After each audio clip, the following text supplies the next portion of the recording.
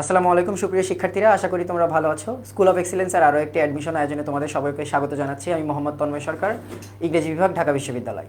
আজকে আমাদের school of এক্সিলেন্সের আয়োজন তোমাদের জিএসটি ভুক্ত যে বিশ্ববিদ্যালয় আছে তার বি ইউনিটের অনশর্ট ক্লাস। এই ক্লাসে আমরা মোটামুটি 35টা এমসিকিউ সলভ করব। সাথে সাথে এই এমসিকিউ সলভ করার পাশাপাশি আমরা তোমাদের সাজেশন আকারে দেখিয়ে দেবো কোন কোন টপিকগুলো শেষ মুহূর্তে একবার করে হলেও রিভিশন দিয়ে যাওয়া দরকার এবং কোনগুলো টপিক বেশি গুরুত্বপূর্ণ। চলো শুরু করি। 1 নম্বর প্রশ্ন দেখো, প্রতিবারের প্রত্যেকটা বিশ্ববিদ্যালয়ের প্রতিটা ইউনিটের মতোই এই জায়গাতেও ভোক্যাবসের গুরুত্ব অপরিসীম, এটা বাদ দেওয়া যাবে না। ভোক্যাবস খুবই গুরুত্বপূর্ণ, ভোক্যাবস আসবেই, 2টা 3টা আসবেই।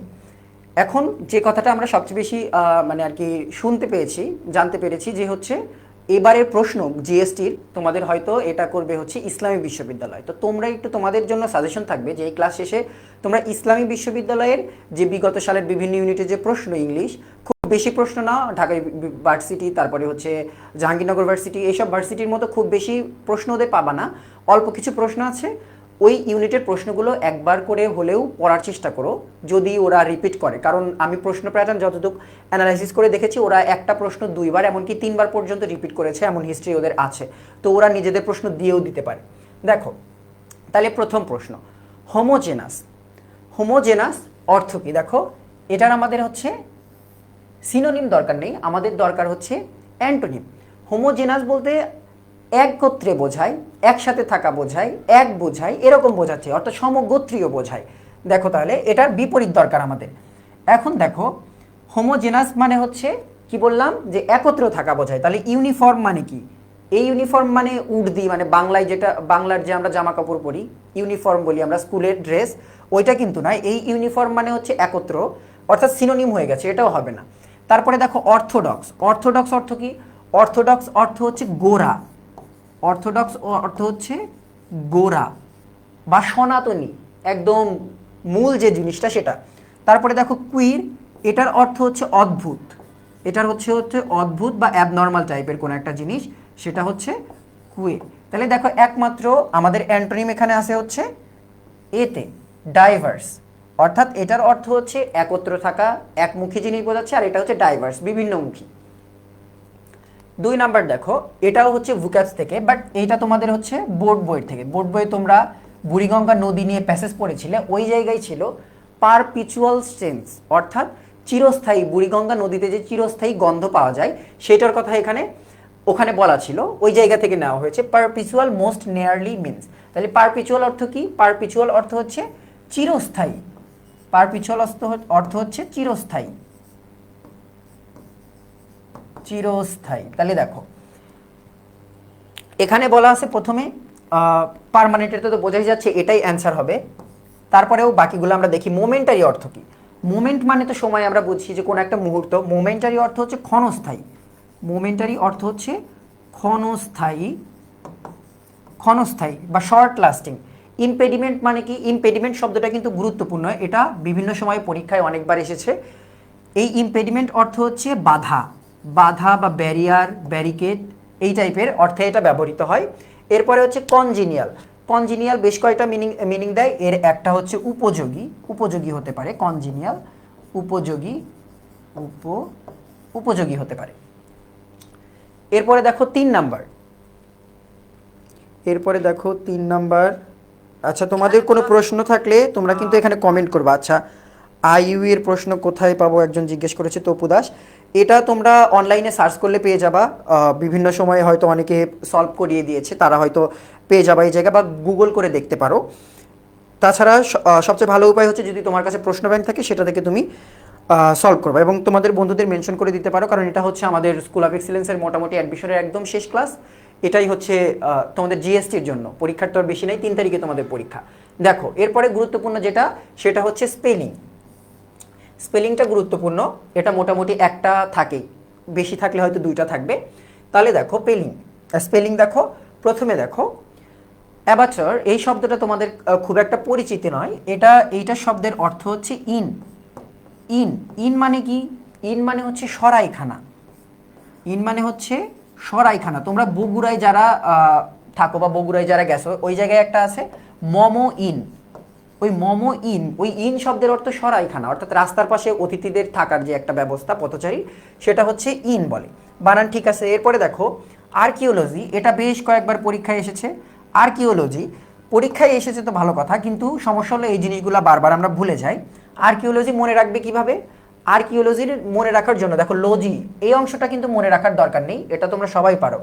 প্রথম অংশ এবং মাঝের অংশ মনে রাখতে হবে।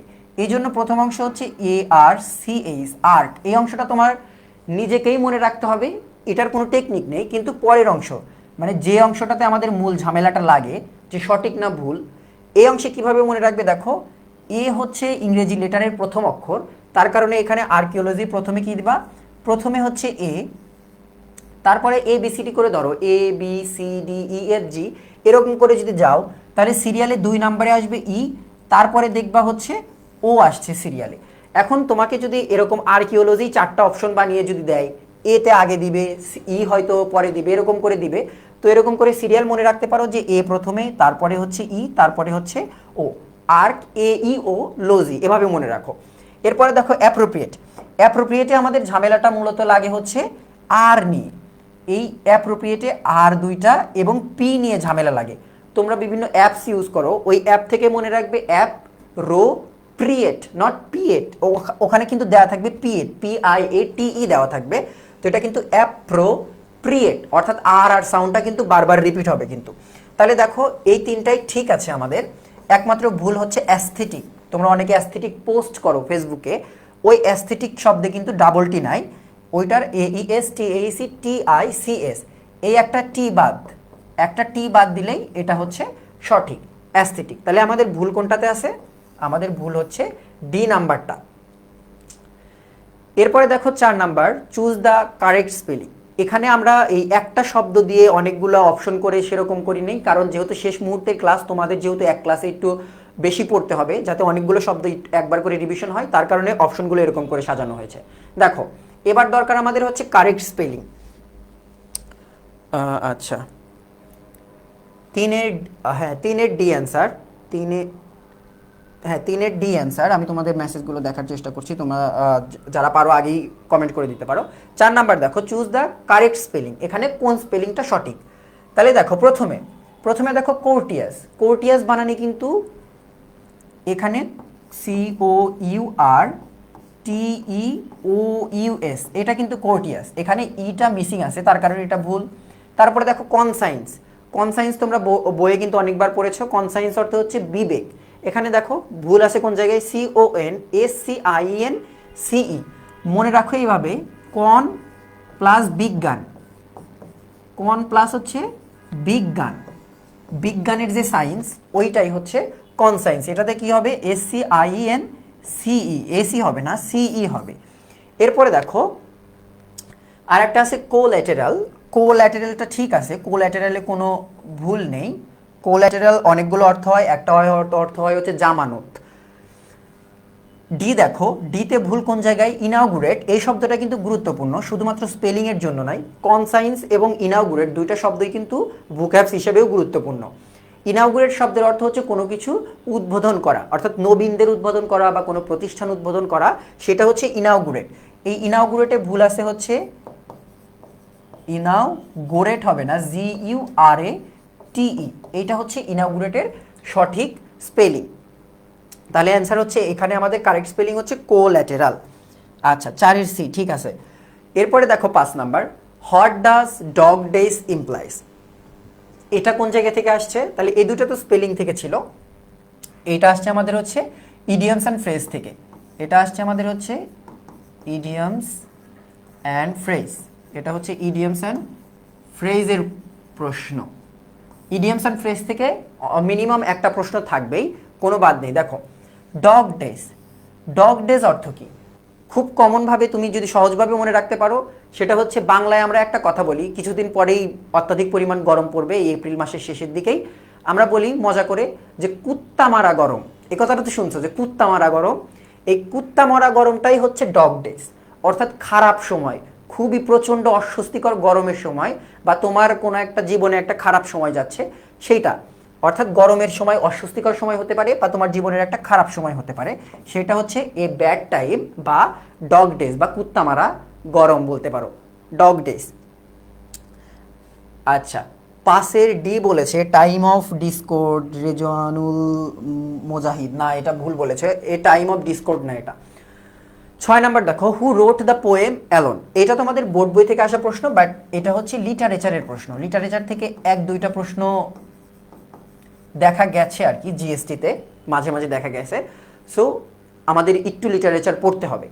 Who wrote the poem alone, alone পোয়েমটা তোমরা কবিতা থেকে পড়েছো, যে অ্যালন কবিতা বোর্ড বইয়ে ছিল যে মায়া অ্যাঞ্জেলু এই মহিলা হচ্ছে এই কবিতাটা লিখেছে। এখন দেখো আরও বেশ কয়েকজন কবির নাম এখানে আছে, এর মধ্যে দেখো উইলিয়াম ব্লেক। উইলিয়াম ব্লেকের যে কবিতাটা আমাদের বইয়ে আছে সেটা হচ্ছে টাইগার।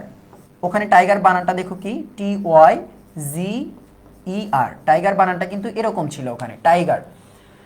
ওনার কবিতা হচ্ছে টাইগার। তারপরে দেখো উইলিয়াম ওয়ার্ডসওয়ার্থ সম্পর্কে যদি একটা কথা বলি, সেটা হচ্ছে উনি হচ্ছে রোম্যান্টিক পিরিয়ডের হচ্ছে কবি, উনি হচ্ছে রোম্যান্টিক পিরিয়ডের হচ্ছে একজন কবি। এখানে রোম্যান্টিক পিরিয়ড বলতে কিন্তু প্রেম ভালোবাসার গল্প এরকম জিনিস না, রোম্যান্টিক পিরিয়ডটা মূলত হচ্ছে গাছপালা নিয়ে লেখা আর কি। উইলিয়াম শেক্সপিয়ার, এটা ওনাকে তো আলাদা করে পরিচয় করে দেওয়ার দরকার নাই, ওনার লেখাগুলো তোমরা একবার করে পড়ে নিও তাইলেই হবে। 7 নাম্বার দেখো, হ্যাঁ 6D 7 দেখো, choose the correct conditional sentence. Conditional থেকে আসবেই একটা, কন্ডিশনাল মিস যায় না কোনো জায়গায়। কন্ডিশনাল থেকে প্রশ্ন আসবেই। দেখো তাহলে আমরা শেষ থেকে দেখি, if I know the truth I would not act so. আমরা জানি এখানে যদি V1 থাকে তাইলে এই পাশে উইল হওয়ার কথা, সেই নিয়মে এটা আমাদের ভুল। সি দেখো, if I had known the truth I will not act so. আমরা জানি পাস্ট পারফেক্ট যদি আগের অংশে থাকে থার্ড কন্ডিশনালের নিয়ম অনুযায়ী, তাহলে পরের অংশে would, could, might plus have plus ভার্বের V3 হবে, তো সেই নিয়ম অনুযায়ী এটা ভুল। বি দেখো, আচ্ছা এ দেখো, had I known the truth I would not acted হতো, তাইলে I would not have acted হতো, কারণ এখানে হ্যাড প্লাস V3 আছে, অর্থাৎ পাস্ট পারফেক্ট, সেই অর্থে এটা ভুল। তাহলে আমাদের সঠিক কোনটা? সঠিক হচ্ছে B, has I known the truth I would not have acted so. অর্থাৎ আমি যদি সত্যটা জানতাম তাহলে এই ধরনের আচরণ করতাম না। এখানে কিন্তু কোনো ভুল নেই। দেখো হ্যাড প্লাস V3, অর্থাৎ পাস্ট পারফেক্ট আছে প্রথম অংশে, পরের অংশে would plus have plus V3 আছে, থার্ড কন্ডিশনাল। এরপরে দেখো 8 নাম্বার, ট্রান্সলেশন থেকে একটা করে প্রশ্ন কিন্তু আসে, সেটা হচ্ছে যে কোনো একটা জিনিস দিয়ে দিবে, বেশিরভাগ ক্ষেত্রে প্রবাদগুলো দেখা যায়, প্রবাদ প্রবচন বা খনার বচন এই জিনিসগুলো দেওয়া যায়। দেখো ভিক্ষার চাল কারা আর আকারা, এই শব্দটা তোমাকে ইংলিশে ট্রান্সলেট করতে হবে। তার আগে আমরা বাক্যটা একবার বুঝে নিই। ভিক্ষার চাল কারা আকারা, কারা মানে কি? কারা মানে হচ্ছে তুষ। তোমরা যারা গ্রামে থাকো অনেকে দেখবা যে গরু কিন্তু তুষ খায়, অর্থাৎ দেখবা যে ধান ভানার পরে যে একটা চাল থেকে যে একটা এক্সট্রা যে জিনিসটা বের হয় ওটাই হচ্ছে তুষ, তুষের আবার তেলও হয়। তো এই তুষটাকেই বলে হচ্ছে কারা, এবং আকারা মানে তুষহীন। তাহলে বলতেছে ভিক্ষার চাল কারা আকারা, অর্থাৎ যে ভিক্ষুক তার আসলে বাস বিচারের কোনো অধিকার নাই, সে যদি ভিক্ষা করতে যায় তাকে এই তুষ সহ চাল, অর্থাৎ ঝাড়া চাল, পরিষ্কার চালও দিতে পারে অথবা তুষ সহ চালও দিতে পারে। যেহেতু সে ভিক্ষুক তার বলার কোনো অধিকার নাই, কারণ সে ভিক্ষা নিচ্ছে আরেকজনের কাছ থেকে, তার চয়েস করার কোনো এখানে অধিকার নাই। সেটাই বলা হচ্ছে যে ভিক্ষার চাল কারা আকারা, অর্থাৎ তুমি ভিক্ষুক হলে তোমাকে দুটাই গ্রহণ করতে হবে, তোমাকে উপরের হাত যা দিচ্ছে তোমাকে তাই নিতে হবে। তাইলে দেখো এটার ট্রান্সলেশন কি? এটার ট্রান্সলেশন হচ্ছে beggars must not be choosers, অর্থাৎ যিনি ভিক্ষা করছেন তার আসলে চয়েস করার সুযোগ থাকে না, ওকে তুষযুক্ত চাল দিলেও ওকে নিতে হবে, তুষ ছাড়া চাল দিলেও ওকে নিতে হবে। আচ্ছা 8-এর ডি, হ্যাঁ 8-এর ডি অনেকেই কমেন্ট করেছো, 8-এর ডি ঠিক আছে। দেখো 9 নাম্বার দেখো, fight till you die, what kind of sentence is it. Sentence থেকে প্রশ্ন আসে এখানে, তাহলে এটা হচ্ছে আমাদের আসছে হচ্ছে সেন্টেন্স থেকে। সেন্টেন্সের কমপ্লেক্স কম্পাউন্ড পার্ট থেকে আসছে, সিম্পল কমপ্লেক্স কম্পাউন্ড পার্ট থেকে। দেখো ফাইট টিল ইউ ডাই, এটা কোন ধরনের সেন্টেন্স? এটা কি কম্পাউন্ড কমপ্লেক্স নাকি সিম্পল নাকি কমপ্লেক্স কম্পাউন্ড? দেখো প্রথম কথা সিম্পল না সেটা আমরা এমনিতেই বুঝতে পারি, কারণ আমরা জানি ফাইনাইট ভার্ব অনুযায়ী আমরা সাধারণত এটা আইডেন্টিফাই করি, আমাদের প্রথম ক্লাসগুলোতে কিন্তু তোমাদের শেখানো হয়েছে। দেখো ফাইনাইট ভার্ব 1 নাম্বার অর্থাৎ ফাইট, কথা শেষ। ফাইট অর্থাৎ মারামারি করো বা যুদ্ধ করো, ফাইট টিল ইউ ডাই। তাহলে ইউ ডাই এটাও কিন্তু একটা পূর্ণ অর্থ আসছে, ডাই মানে মারা যাওয়া, এটাও একটা ভার্ব। তাহলে ফাইনাইট ভার্ব 2, দুইটা ফাইনাইট ভার্ব আছে এবং দেখো মাঝে একটা কানেক্টরের কাজ করে বসে আছে টিল। তাহলে দেখো ফাইট টিল ইউ ডাই অর্থাৎ একটা কিন্তু আর একটার উপরে কিন্তু ডিপেন্ডেন্ট। টিল ইউ ডাই পর্যন্ত তুমি মৃত্যুবরণ করো, এই অংশের কিন্তু অর্থ হচ্ছে না ফাইট অর্থাৎ যুদ্ধ করো মারামারি করো, এই অংশের পূর্ণ একটা অর্থ হচ্ছে। তাহলে একটা অংশ আর একটার অংশের উপর যখন ডিপেন্ডেন্ট হয় তখন সেটা হয়ে যায় হচ্ছে কমপ্লেক্স বাক্য। এটাকে যদি কম্পাউন্ড বানাই তাইলে কি করতে হবে, এটাকে যদি কে বলেছে এটা, নয়ের এ রাইসুল না, নয়ের এ না, নয়ের বি, এটাকে কম্পাউন্ড বানানো যাবে। যেমন ধরো মহাত্মা গান্ধীর একটা উক্তি আছে do or die, do or die, এটা কিন্তু সেম বাক্যই। অথবা আমি দিয়ে দিলাম এখানে ফাইট অর ডাই, এটা দিলেও কিন্তু হয়ে যাবে। তাহলে ডু অর ডাই এই জায়গায় দেখো একটা ভার্ব অর অথবা অ্যান্ড দিয়ে যুক্ত আছে, তার কারণে এইটা কি, তার কারণে এটা হচ্ছে কম্পাউন্ড। বাট এখানে টিল দিয়ে যুক্ত, কারণ তোমরা জানো কমপ্লেক্স বাক্যে কোন ধরনের কানেক্টরগুলো থাকে মাঝে, সেগুলো কিন্তু তোমরা জানো, ওই অনুযায়ী এটা মূলত এখানে বসছে। দেখো তারপরে যাচ্ছি আমরা নয়ের বি, হ্যাঁ নয়ের বি হবে অ্যান্সার। 10 দেখো what are you so angry dash, এটা হচ্ছে আমাদের অ্যাপ্রোপ্রিয়েট প্রিপোজিশনের প্রশ্ন। অ্যাপ্রোপ্রিয়েট প্রিপোজিশন থেকে প্রশ্ন থাকবেই, মাস্ট থাকবে, কোনো বিকল্প নেই, এটা থেকে প্রশ্ন আসবেই। What are you so angry dash, এখন অ্যাংরির আবার অনেকগুলো নিয়ম, অ্যাংরি উইথ হয়, অ্যাংরি অ্যাট হয়, অ্যাংরি অ্যাবাউটও হয়। এখন কোনটা বসবে, দেখো what are you so angry dash অর্থাৎ তোমাকে এখানে এই বাক্যের অর্থ অনুযায়ী এখানে বসবে অ্যাবাউট। কেন বসবে দেখো, কারণ এখানে কারণ জানতে চাওয়া হচ্ছে যে তুমি কি কারণে এত রাগান্বিত। তাহলে যদি অ্যাবাউট কখন বসবে অ্যাংরির সাথে, যদি কারণ বোঝায়, রাগের কারণ বোঝাচ্ছে, কি কারণে তুমি রাগান্বিত, তাইলে অ্যাংরির সাথে হবে হচ্ছে অ্যাবাউট। অ্যাংরি উইথ কখন হবে, যদি এই অ্যাংরি উইথের সাথেই যদি কি থাকে, সাবজেক্ট থাকে। অ্যাংরি উইথের সাথেই কি থাকে, যদি সাবজেক্ট থাকে, সাবজেক্ট যদি ওখানে উপস্থিত থাকে এই অ্যাংরির পরে, যদি অ্যাপ্রোপ্রিয়েট প্রিপোজিশনটার পরেই, তাহলে হবে হচ্ছে অ্যাংরি উইথ। আর যদি এটার সাথে সামথিং অর্থাৎ কোনো জিনিস থাকে, সামথিং থাকে অর্থাৎ কোনো জিনিস বা থিং থাকে, তাইলে ওই ক্ষেত্রে তুমি অ্যাট ইউজ করতে পারবা। এটা গেল নিয়ম, আর ইন তো বসবে না। তাহলে এটার অ্যান্সার আমাদের হচ্ছে অ্যাংরির সাথে ইন বসে না, অ্যাংরির সাথে তাহলে অ্যাবাউট বসবে। 11 নাম্বার দেখো why is there so much interest dash this word, তাহলে এটাও আমাদের হচ্ছে অ্যাপ্রোপ্রিয়েট প্রিপোজিশনের প্রশ্ন। এটাও হচ্ছে অ্যাপ্রোপ্রিয়েট প্রিপোজিশনের প্রশ্ন। দেখো ইন্টারেস্ট শব্দ দিয়ে সাধারণত দুইটা অ্যাপ্রোপ্রিয়েট প্রিপোজিশন হয়, একটা হচ্ছে আগ্রহী আর একটা হচ্ছে আগ্রহ। এই দুইটা সাধারণত বসতে দেখা যায়। আগ্রহী যেটা, সেটা তোমরা সবাই মোটামুটি জানো, সেটা হচ্ছে ইন্টারেস্টেড ইন, সেটা হচ্ছে ইন্টারেস্টেড ইন, এটা তোমরা জানো যে ইন্টারেস্টেড ইন মানে আগ্রহী। বাট আগ্রহ অর্থেও ওই সেম জিনিসটাই হয়, বাট এবার কি হয়, এইবার হচ্ছে বসে ইন্টারেস্ট, এটার সাথে ওই ইনই বসে, অর্থাৎ ওটা ইন্টারেস্টেড ইন, এটা ইন্টারেস্ট ইন। একটা অর্থ আগ্রহী, একটা অর্থ আগ্রহ। এখানে বলা হচ্ছে why is there so much interest dash this war, অর্থাৎ এই যুদ্ধ নিয়ে সবার এত আগ্রহ কেন। যদি এখানে মানুষের কথা বলতো তাহলে হয়ে যেত ইন্টারেস্টেড ইন, বাট যেহেতু এখানে কারো কথা নির্দিষ্ট করে বলা নাই, তার কারণে আগ্রহ বোঝাচ্ছে, তার কারণে এটা হবে হচ্ছে এই ইনটা, আগ্রহ অর্থে। 12 নাম্বার দেখো I used to go there frequently for my own satisfaction. The underlined part of the sentence is a dash. তাহলে দেখো এইটা আসছে আমাদের কোন জায়গা থেকে, পার্টস অফ স্পিচ থেকে। পার্ট অফ স্পিচ থেকে প্রশ্ন সবচেয়ে বেশি থাকে।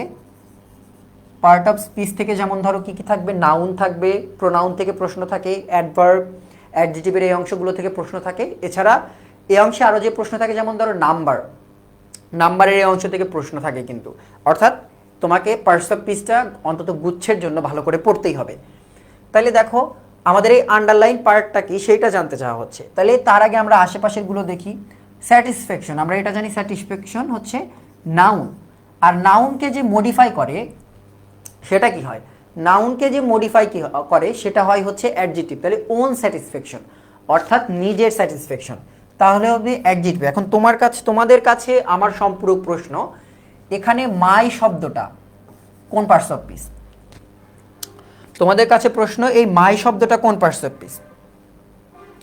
হ্যাঁ, 12তে অ্যাডজেক্টিভ হবে অ্যান্সার, সেটা আমি নিজেও বুঝতে পারছি, তোমাদের আর 12 এই কমেন্ট করার দরকার নেই।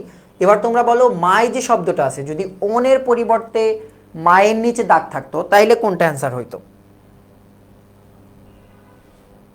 ওনের পরিবর্তে যদি মায়ের নিচে দাগ থাকতো, আন্ডারলাইন থাকতো, তাহলে কোনটা হতো? এটাই একটু দ্রুত বলো, এখানে তোমাদের মেসেজগুলো অনেক দেরিতে আসতেছে। ওকে, আয়াত বিন সাবের বলছে যে প্রোনাউন, সুমাইয়া মিঠি বলছে অ্যাডভার্ব, পজিটিভ অ্যাডজেক্টিভ। এই যে আবিদা ফেরদুস সুমাইয়া একজনের শুধু ঠিক হয়েছে। এখানে মাইটা অনেকে অ্যাডভার্ব বলতেছে কেন তোমরা? এই শেষ মুহূর্তে এসে এইসব উল্টাপাল্টা কথা, এটা তো মেনে নেওয়া যায় না। মাই কখনো কোনো দিন আমি আজ পর্যন্ত মাইকে অ্যাডভার্ব হিসেবে দেখিনি। একজন প্রোনাউন বলছে তার কথা ঠিক আছে, বাট প্রোনাউন, মাই প্রোনাউন কখন? মাই প্রোনাউন যখন ও একা একা বসছে, ও এখন প্রোনাউন। বাট মাই বুক এখানে তো এটা নাউন, কিন্তু আমি তো তোমাকে জিজ্ঞেস করিনি মাই আলাদাভাবে কি, আমি তোমাকে জিজ্ঞেস করছি এই বাক্যে কি।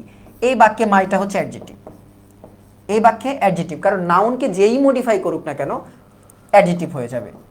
এখানেও মাইটা অ্যাডজেক্টিভ, অর্থাৎ দুইটা অ্যাডজেক্টিভ পাশাপাশি বসছে। তোমরা অনেকে মনে করতেছো যেহেতু ওন অ্যাডজেক্টিভ, আমরা সিকোয়েন্স জানি একটা, যে নাউনের আগে অ্যাডজেক্টিভ, অ্যাডজেক্টিভের আগে কি বসে? অ্যাডভার্ব বসে। কিন্তু মাই কিন্তু কোনো থিওরিতেই তুমি অ্যাডভার্ব বানাতে পারবে না, এটা কিন্তু বোকামি হবে যদি ওই সিরিয়ালে করো। অর্থাৎ মাই স্যাটিসফ্যাকশন, ওন স্যাটিসফ্যাকশন, অর্থাৎ দুইটাই আলাদা আলাদা করে অ্যাডজেক্টিভ কিন্তু এখানে, এটা কিন্তু খেয়াল রাখতে হবে। এটা হচ্ছে পজিটিভ অ্যাডজেক্টিভ, হ্যাঁ অনেকেই বলেছো পজিটিভ অ্যাডজেক্টিভ হবে এটা। 13 দেখো, what kind of noun is discipline. তাহলে নাউনের প্রকারভেদ থেকে প্রশ্ন আসবে। তাহলে এই প্রশ্নটা ছিল পার্টস অফ স্পিচ থেকে, আর এইটা সরাসরি হচ্ছে নাউন থেকে বা পার্টস অফ স্পিচ থেকে। তাহলে ডিসিপ্লিন শব্দটা কোন ধরনের নাউন? ডিসিপ্লিন শব্দটা আমরা জানি প্রপার নাউন কোনটা, নিজেদের কোনো কিছু নির্দিষ্ট নাম হতে হবে। তারপরে দেখো তার কমন নাউন কোনটা, যে সবার একটা সাধারণ যে জিনিসটা, ছেলেদের সকল ছেলের কমন নাম হচ্ছে ছেলে, সকল মেয়ের কমন নাম মেয়ে, সকল বই, বিভিন্ন রকমের বইয়ের একটা কমন নাম থাকে, তো এইটা হচ্ছে কমন নাউন না। এরপরে দেখো কালেকটিভ হতে হলে বিভিন্ন ধরনের জিনিসের একত্র হওয়া লাগে, ফ্যামিলি হতে পারে, ক্লাস হতে পারে, জুরি হতে পারে, আর্মি হতে পারে, অনেক কিছু হতে পারে। বাট ডিসিপ্লিন যেহেতু দেখা যায় না, অর্থাৎ তুমি ডিসিপ্লিন বলতে আমরা কি বুঝি, যে সে হয়তো ঘুম থেকে সকালে একদম সঠিক সময়ে ওঠে, নামাজ কালাম পড়ে, তারপরে হয়তো কাজ করে, অর্থাৎ নিয়মিত একটা রুটিন মেনে চলে আর কি। কিন্তু দেখো তুমি কিন্তু ডিসিপ্লিন কোনোদিন দেখতে পারবা না। তুমি দেখবে ওই মানুষ ঘুম থেকে উঠতেছে, তারপরে খাবার খাচ্ছে, খাবার দেখতে পারবা, বাট ডিসিপ্লিন কিন্তু কোনোদিন দেখা যায় না। সে কাজ করতেছে, তুমি কলম দেখবা, আমি ক্লাস নিচ্ছি, আমার হাতে কলম দেখতে পাচ্ছ, স্লাইড চেঞ্জার দেখতে পাচ্ছ, বোর্ড দেখতে পাচ্ছ, বাট ডিসিপ্লিন কিন্তু দেখা যাচ্ছে না। তার কারণে এইটা হচ্ছে অ্যাবস্ট্রাক্ট নাউন। হ্যাঁ, 13C। 14 দেখো, এই প্রশ্নটা আসছে আমাদের রাইট ফর্ম অফ ভার্ব থেকে। আরও স্পেসিফিক্যালি যদি বলি তাহলে আসছে আমাদের হচ্ছে কজিটিভ ভার্ব থেকে। এই জিনিসটা হয়তো অ্যাডমিশনে তোমরা পড়ে একদম মানে ফাতা করে দেওয়া কথা, কারণ এই জিনিসটা থেকে রাইট ফর্ম ভার্ব বলতেই প্রথমে যে কথাটা মাথায় আসে সেটা হচ্ছে পজিটিভ ভার্ব, অর্থাৎ সাবজেক্ট থাকবে, তারপরে হচ্ছে লেট, মেক, হ্যাভ থাকবে, প্লাস কি হবে, ভার্বের একটা V1 বসবে, বেস ফর্ম বসবে, এই নিয়মটা। তাহলে এখানে দেখো লেট দিয়ে আছে, উই লেট হিম, অর্থাৎ উই লেট হিম, তাহলে প্রথমে বসবে হচ্ছে একটা সাবজেক্ট বসবে, এরপরে বসবে লেট, হ্যাভ বা মেক, এগুলো বসবে। এরপরে কি বসবে, অ্যাকশন ডুয়ার, অর্থাৎ যে ব্যক্তি মূল কাজটা করছে, অ্যাকশন ডুয়ার। যেমন আমরা বাংলায় পড়ি কি, যে মা শিশুকে চাঁদ দেখাচ্ছে, এখানে মা কিন্তু নিজে চাঁদ দেখছে না, বরং শিশুকে চাঁদ দেখানোর কাজটা মা করছে। তো তো শিশু হচ্ছে অ্যাকশন ডুয়ার, অর্থাৎ যে মূল কাজটা করে।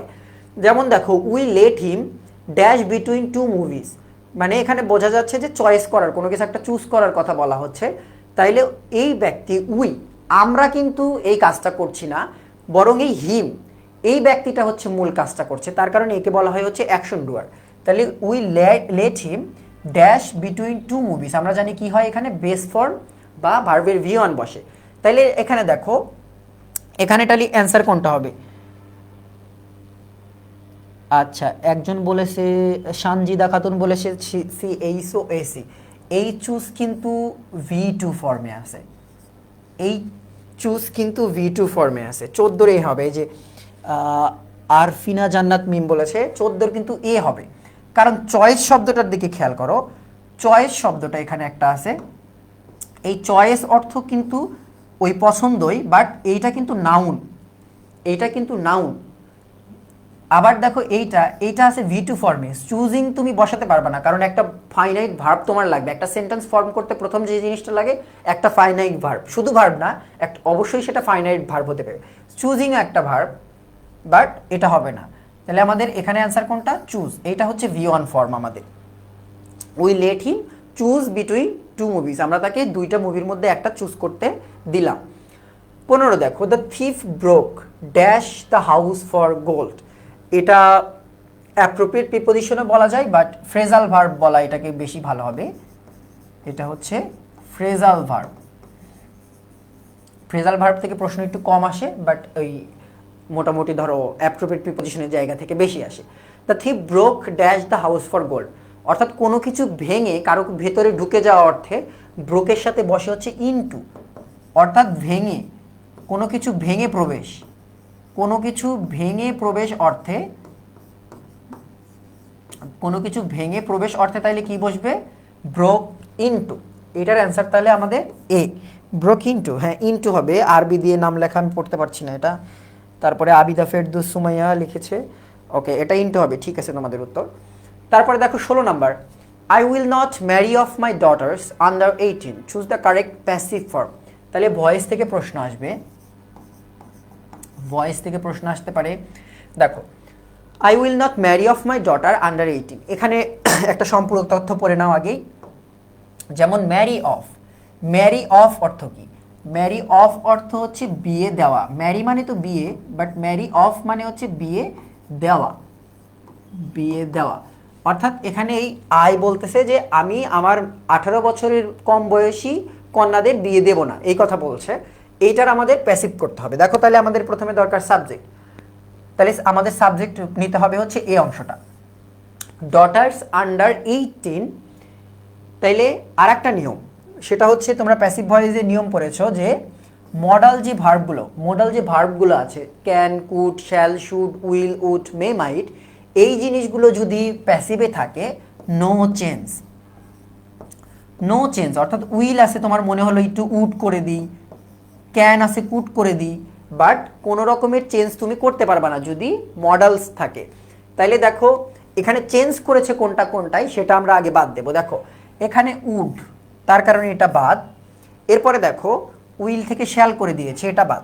তোমরা জানো যে শ্যাল সাধারণত আয়ের সাথে বসে আর বাকিগুলোর সাথে উইল বসে, কিন্তু একদম রিসেন্ট যে আধুনিক যে ইংলিশ গ্রামার, ওই গ্রামার অনুযায়ী শ্যাল একদমই ওরা বাদ দিয়ে দিছে প্রায়, ওরা আর শ্যাল তেমন একটা ইউজ করে না, সব কিছুর সাথে উইলটা আর কি যায়, শ্যাল এখন ব্যাকডেটেড হয়ে গেছে আর কি। তাইলে দেখো এখন বাদ থাকলো আমাদের উইলওয়ালা দুইটা। দেখো শেষেরটাতে ডটার্স আন্ডার 18, উইলই থাকবে, will be not married of by me. এখন উইল নট বি না উইল বি নট, আমরা জানি বিটা কিন্তু নটের পরে বসে, বি কিন্তু নটের আগে কিন্তু কখনোই আসতে পারবে না, তার কারণে এটা ভুল। আমাদের অ্যান্সার হচ্ছে a, daughters under 18 will not be married of by me. এখানে আর একটা জিনিস তোমরা পড়েছো যে অ্যাপ্রোপ্রিয়েট প্রিপোজিশন যদি কোনো কিছু থাকে বা ফ্রেজাল ভার্ব আকারে যদি কোনো কিছু থাকে, যেমন the thief broke into the house for gold, তুমি যদি এইটা প্যাসিভ করতে যাও দেখবো ওই ব্রোক ইনটুর সাথে ব্রোক ইনটু লেগে, ওই ইনটুটা লেগেই থাকবে, তারপরে আবার হয়তো কোনো একটা এই যে বাই, তোমাদের দেখো এখানে যে দুইটা প্রিপোজিশন একসাথে বসে না, অনেকে বলে, এই দেখো অফও বসেছে, বায়ও বসেছে। তো যদি এটা প্রথমটা যদি অ্যাপ্রোপ্রিয়েট প্রিপোজিশন হয় আর পরেরটা যদি প্যাসিভের হয়, তাইলে কিন্তু দুইটা একসাথে বসবে, কোনো সমস্যা নাই। কারণ এইখানকার অফটা কিন্তু ম্যারিডের সাথে যুক্ত আছে, তো এই জিনিসটাও খেয়াল করে রাখতে হবে। অনেকে মনে করে যে দুইটা প্রিপোজিশন তো একসাথে হয়ে গেল, তার মানে এটা ভুল। এটা কিন্তু না। যদি প্রথম অংশটা অ্যাপ্রোপ্রিয়েট থাকে, অর্থাৎ অ্যাপ্রোপ্রিয়েটের সাথেই থাকবে, ওকে আলাদা করার কোনো সুযোগ নেই, আঠার মতো লেগে থাকবে। 17 দেখো, that piece of color pencil was a bone of contention between the two brothers.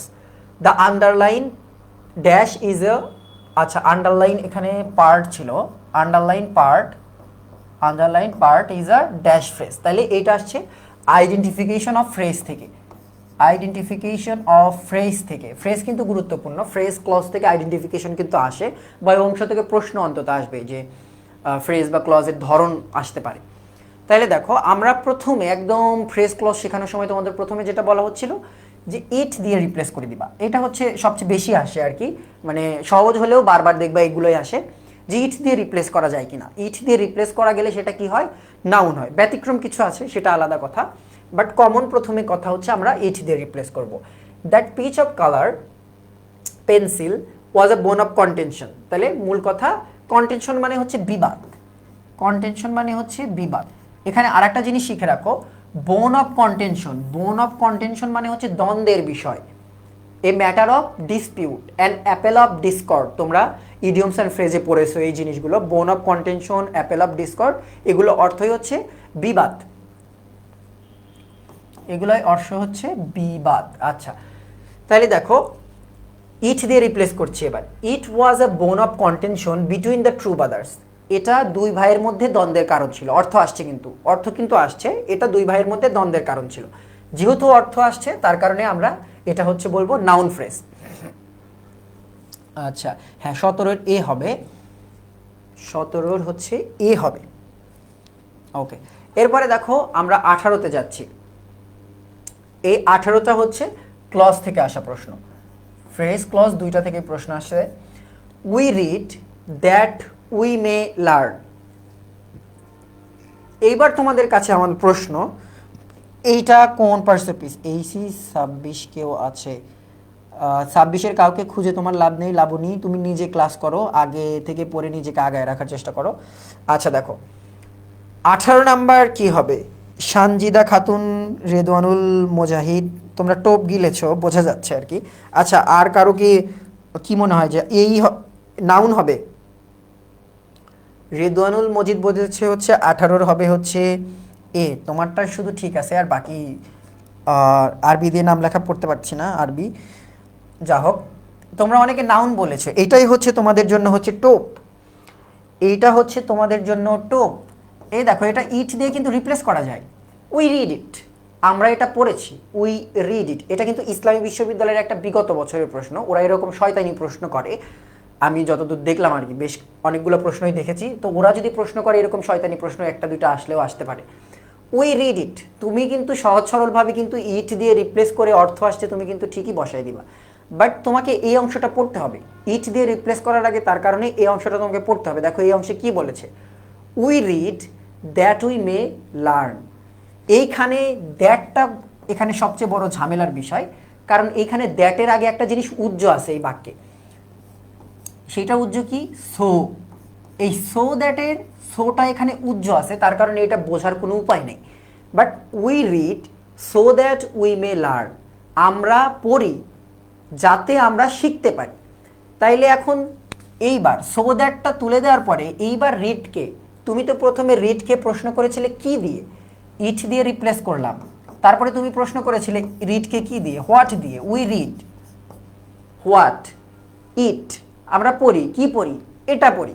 But এইবার যখন সো দ্যাটটা এখানে, আমরা এখানে সো দ্যাটটাকে এক্সপোজ করে দিলাম, এইবার তুমি কি দিয়ে প্রশ্ন করবা? এইবার কিন্তু আর ইট দিয়ে প্রশ্ন করার কোনো উপায় নাই। উই রিড, আমরা পড়ি যাতে আমরা শিখতে পারি। তাহলে এইবার রিড অর্থাৎ ভার্বকে প্রশ্ন করতে হবে, কেন আমরা পড়ি, কেন?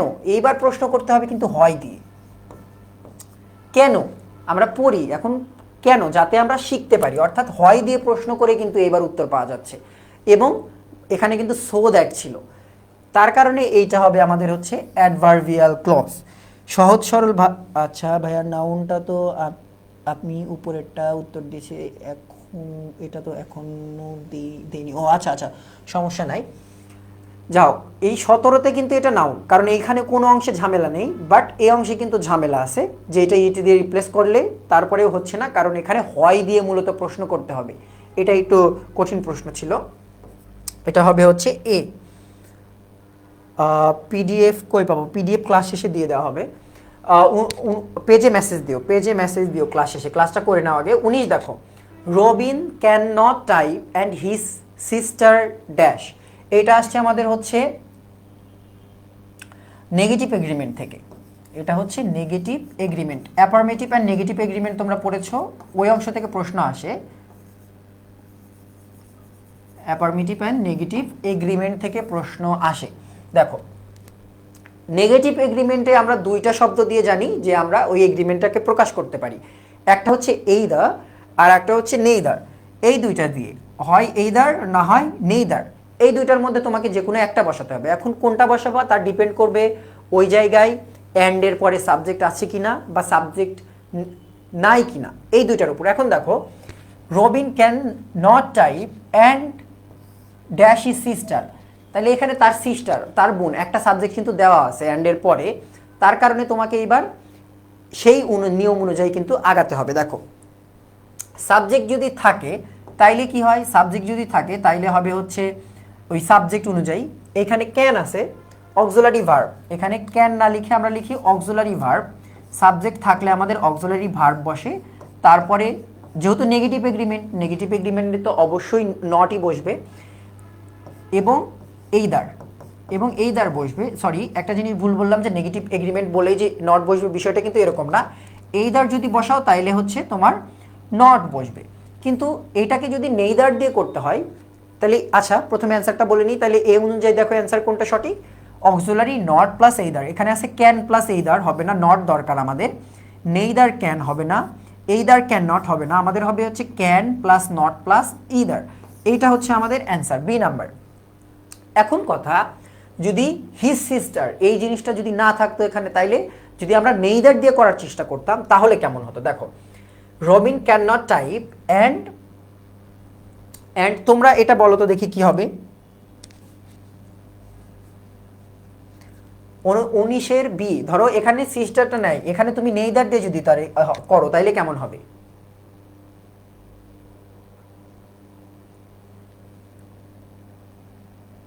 হ্যাঁ নেগেটিভ থাকলে এইদার হবে, বাট এটা এই অংশে সাবজেক্ট না থাকলেও তুমি এটা দিয়ে করতে পারতা, অত কঠিন করার দরকার নেই, সমস্যা নেই, এইটুক করলেই হবে তোমাদের। বি, হ্যাঁ 19-এর বি হবে, ক্যান নট এইদার দিলেই হয়ে যাচ্ছে আমাদের, দরকার নেই আর। এরপরে দেখো পরের অংশে 20 number, which of the following is, আসলে এখানে মেসেজগুলো তোমাদের একটু পরে আসে, তার কারণে এই ঝামেলাটা হয়। হ্যাঁ নেইদার ক্যান হিজ সিস্টার, এটা দিলেই হয়ে যাবে, নেইদার ক্যান দিলেই হবে। হ্যাঁ ক্যান নট আছে, নেইদার ক্যান হিজ সিস্টার দিলেই হয়ে যাবে ওখানে, কারণ আমি তো বললামই যে এখানে যদি আমি সাবজেক্টটা তুলে দিই, হিজ সিস্টারটা তুলে দিই, তাইলে তুমি নতুন করে নেইদার দিয়ে তুমি বসাতে পারবা চেষ্টা করলে। আচ্ছা দেখো 20 নাম্বার দেখো, which of the following is in plural form, তাহলে এইটা আসছে আমাদের নাম্বার থেকে, নাম্বার থেকে প্রশ্ন আসবে। নাম্বার তোমরা খালি দোয়া করো যে আগের বছরের প্যাটার্নটাই যেন রাখে, প্যাটার্ন যেন চেঞ্জ না করে, কারণ প্যাটার্ন চেঞ্জ করলে কিন্তু ঝামেলা হয়ে যায়। প্যাটার্ন চেঞ্জ করা মানেই বিশাল একটা ঝামেলা। শেষ পরীক্ষা, একটু দোয়া দরুদ পড়া শুরু করো তোমরা। দেখো তাহলে কোনটা প্লুরাল ফর্মে আছে, এখানে দেখো হাইপোথিসিস, এটার প্লুরাল ফর্ম হচ্ছে হাইপোথিসেস, এসআইএস থাকলে এসিএস হয়। ডেটাম, এটার প্লুরাল ফর্ম হচ্ছে ডেটা।